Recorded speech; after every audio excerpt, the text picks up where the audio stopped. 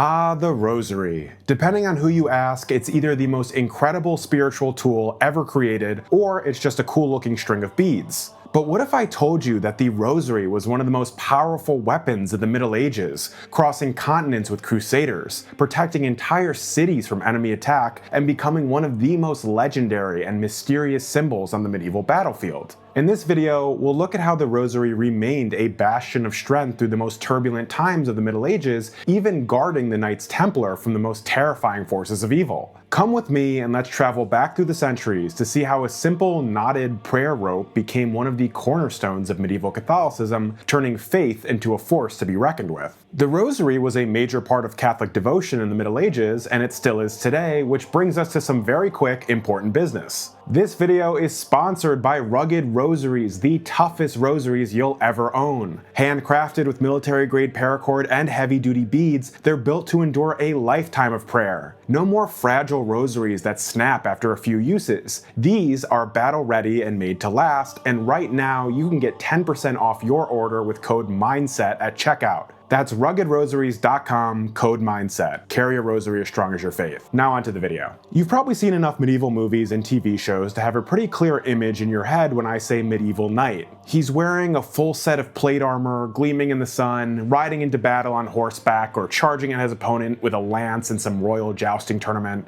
There's plenty to discuss when it comes to what knights in the Middle Ages were really like, and in the late 20th century it became really popular among historians to simply dismiss them as bloodthirsty monsters, but for now we'll focus on the fact that they weren't just warriors or noblemen, they were men of prayer. That's right folks, your average knight knew how to swing a sword and handle himself on a horse, but he also knew a whole litany of Catholic prayers. I'm sure you're familiar with the Knights Templar, a 12th century military order that was formed in the aftermath of the First Crusade. Their original purpose was to protect and defend Christian pilgrims who were traveling to the Holy Land, because these pilgrims had become a pretty easy target for bandits who knew they'd have some coin in their pockets. A group of French knights, led by Hugh de Payne, offered to dedicate themselves to the cause of making sure the pilgrimage routes were safe, and thus the Knights Templar were formed. The Templars took vows of poverty, chastity, and obedience, but they also gradually became a frontline military order defending the Crusader states against Muslim forces, basically combining the holiness of monastic life with the martial chivalry of the medieval warrior. This is where the Rosary came in, or at least an early form of it. Every day the brothers of the Templar order were expected to recite 150 paternosters, what we know as the Lord's Prayer, and they would use long knotted cords or beads to keep track of how many they had prayed.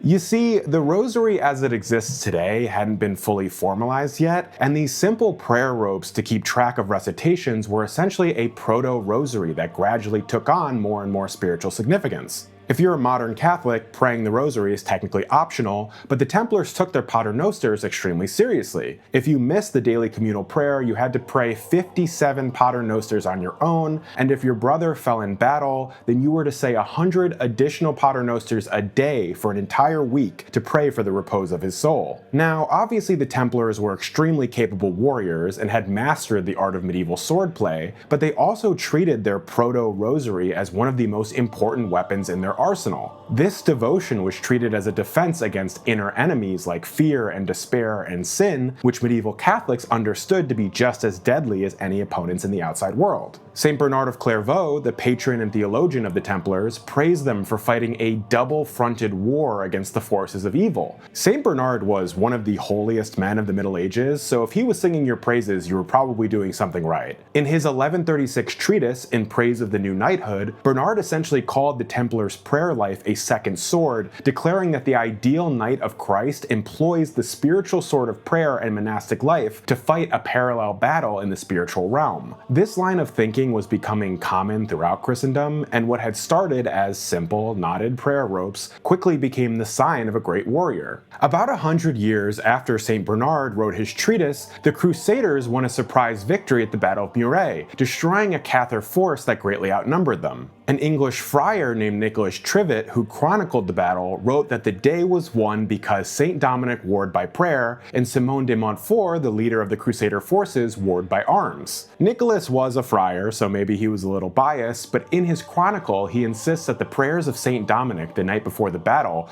were the real cornerstone of the Crusader victory. The church viewed the enemy Cathars as heretics, and I'll eventually do a whole video on that, but in the eyes of Nicholas the Friar, the intercession brought by the prayers of the one true faith was actually even more powerful than military might. If the sword was the go-to weapon of medieval warfare, then the rosary had emerged as the spiritual companion that kept the forces of evil at bay. The rosary in the Middle Ages wasn't just a spiritual weapon though, it was also a psychological weapon. Let me explain what I mean by that. This unassuming string of beads managed to soothe the anxieties of people living in a chaotic and violent world, and even united entire communities in faith. Mental health isn't a term you'll find in any medieval medical texts, but it's obvious that meditative prayers provided a sort of calm and focus for your everyday Catholic. One 15th century writer even noted the soothing repetitiveness of the rosary, and it wasn't just repetition, it was structured repetition. I've talked before about how medieval people figured they lived in an ordered universe where God had made everything the way that he did for a reason and we all fit into that master plan. Even despite this worldview, you have to imagine that a commoner in England during the Wars of the Roses or a Frenchman living in a besieged city during the 100 Years' War might feel that things weren't as ordered as they should be. It's hard for us to wrap our heads around the absolute brutality of medieval warfare, the insane chaos of the battlefield, the sound of limbs being snapped and skulls being crushed with heavy weaponry. In a world where conflicts like these were a part of life, the rosary offered a mental reprieve. Citizens in towns that were surrounded by the enemy would gather together in groups to say their Ave Marias and Pater Nosters in unison. They'd do the same during outbreaks of plague or times of severe famine, both of which began to happen more regularly in the late Middle Ages. Using rosaries to count your prayers became so common that even the word bead comes from the Old English bide, meaning prayer. Almost everyone in medieval Christendom was a baptized Catholic, which meant that spiritual practices cut across economic and social divisions and weren't just limited to one part of society or another. Even kings like St. Louis IX of France knelt down every evening 50 times and said an Ave Maria each time, using the steady cadence of the rosary to create a rhythm to his prayers. Kneeling 50 times a night sounds like a great way to absolutely destroy your ACL, but medieval piety had a power to it that we'll probably never understand.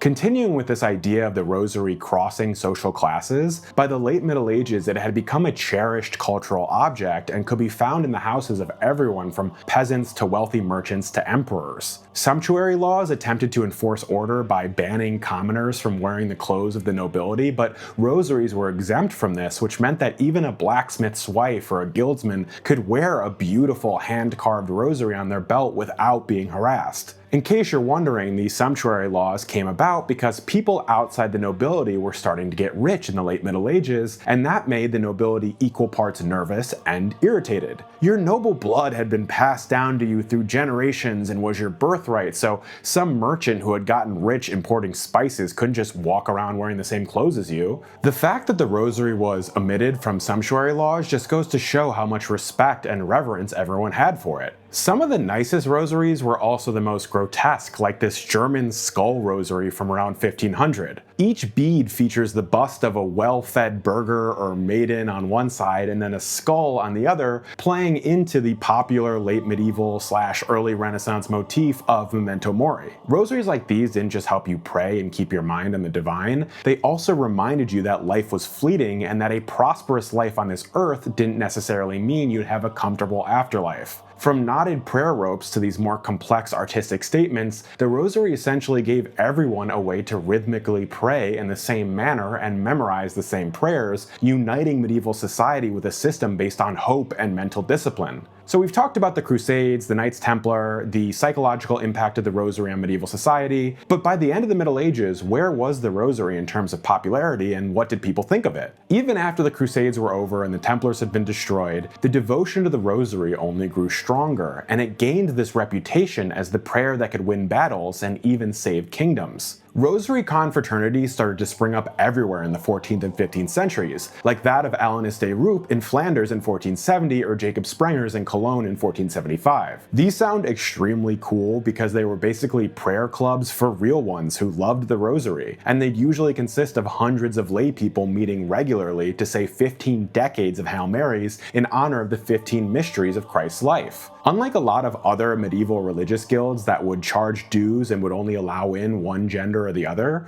rosary confraternities were free and welcomed men and women of all social classes. Again, we see the rosary here as a uniting force, especially in the late Middle Ages when the rigid boundaries created by the feudal system were starting to blur with the gradual spread of what we'd now recognize as proto-capitalism. These beads that had been used by monks and knights in the Holy Land were now carried in the pocket of average people, which is something you can tell your Protestant friends when they try to argue that the Church kept the faith from the common man. This was around the time that the legend arose that the Virgin Mary herself had bestowed the rosary upon Saint Dominic, the founder of the Dominicans, in an apparition around 1208. The Dominicans themselves promoted this story for generations, and you can even see it illustrated in this gorgeous stained glass window from the 19th century. Whether or not it's actually true isn't really important for our purposes. The addition of this idea that the rosary was personally granted by Mary gave it an additional boost in its cultural cachet, making it even more popular than it already was. This continued far beyond the Middle Ages, culminating in one of the most famous battles in Catholic history, the Battle of Lepanto in 1571.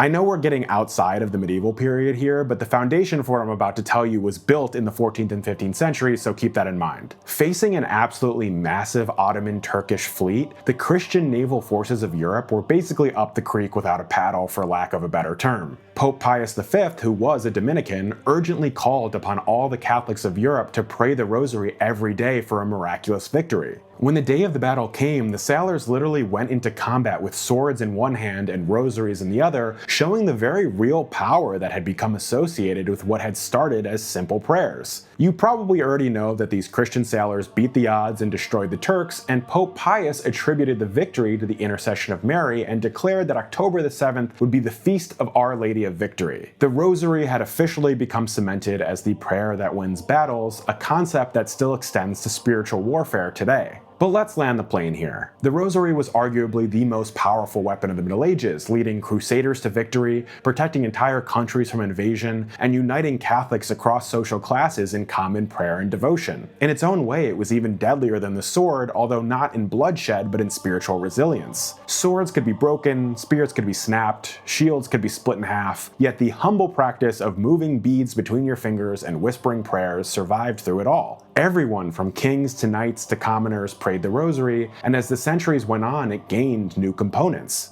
A Carthusian monk in the 1440s named Dominic of Prussia proposed the idea of adding a biblical meditation to each decade, a practice that has survived through the ages. It continued to grow in power and prestige and is now recognized by Catholics as an essential part of one's faith life. If you've never prayed the rosary, give it a shot. You don't even need the actual beads to start, you can use your fingers. If you're hesitant to believe it has any spiritual effect, you can at least look at it as a way to connect meaningfully with your medieval ancestors by engaging in the same practice they did. And if you find yourself wanting an actual rosary, make sure to get one at ruggedrosaries.com and use code MINDSET at checkout for 10% off. But what do you think? Is the rosary a powerful spiritual weapon or just a superstitious string of beads? Let me know in the comments. As always, I'm John, this has been Medieval Mindset, and remember, the past isn't gone, it's simply waiting to be rediscovered.